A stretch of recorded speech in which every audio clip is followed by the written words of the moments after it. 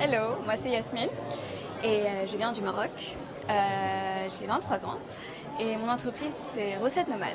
Donc Recettes Nomades, ce sont des cours de cuisine solidaires. Et ce qu'on veut avec Recettes Nomades, c'est avoir un double impact social à travers une activité simple, ludique et conviviale. Vous venez apprendre à cuisiner avec un professeur réfugié, immigré ou français issu de l'immigration qui est en insertion professionnelle dans le monde de la cuisine.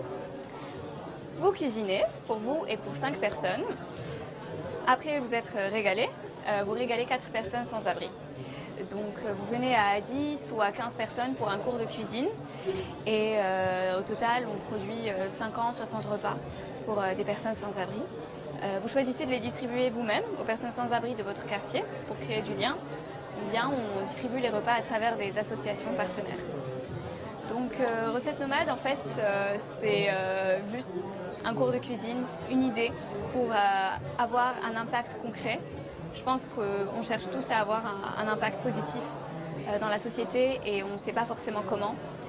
Donc c'est comme ça que m'est venue l'idée des Recettes Nomades, avoir un impact positif sur la société de manière simple. On vient de se croiser sur le stand du musée à l'instant. Ouais. Est-ce que tu peux nous dire comment ils t'ont accompagné dans la création de ton entreprise? En fait, tout a un peu commencé avec le Mouv'J. J'étais là il y a un an au salon des entrepreneurs.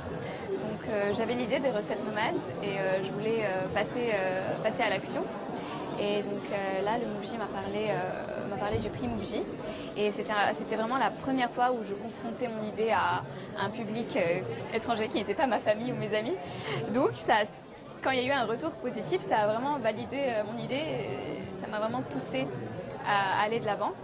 On a un peu challengé mes idées, on m'a posé beaucoup de questions. C'est la première fois que j'avais des plans concrets. Je suis passée devant un jury qui m'a fait des retours intéressants. Et on m'a mis en réseau avec beaucoup de partenaires, aussi bien des banques, du soutien juridique. Donc vraiment le Mouv'J, ça a vraiment été ma première famille dans le domaine de l'entrepreneuriat. Et ça m'a donné confiance en moi et ça m'a dit que je pouvais le faire. Voilà.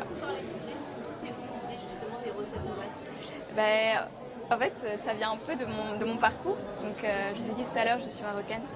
Et chez nous, la solidarité, c'est l'affaire de tous. Ça vient de chacun.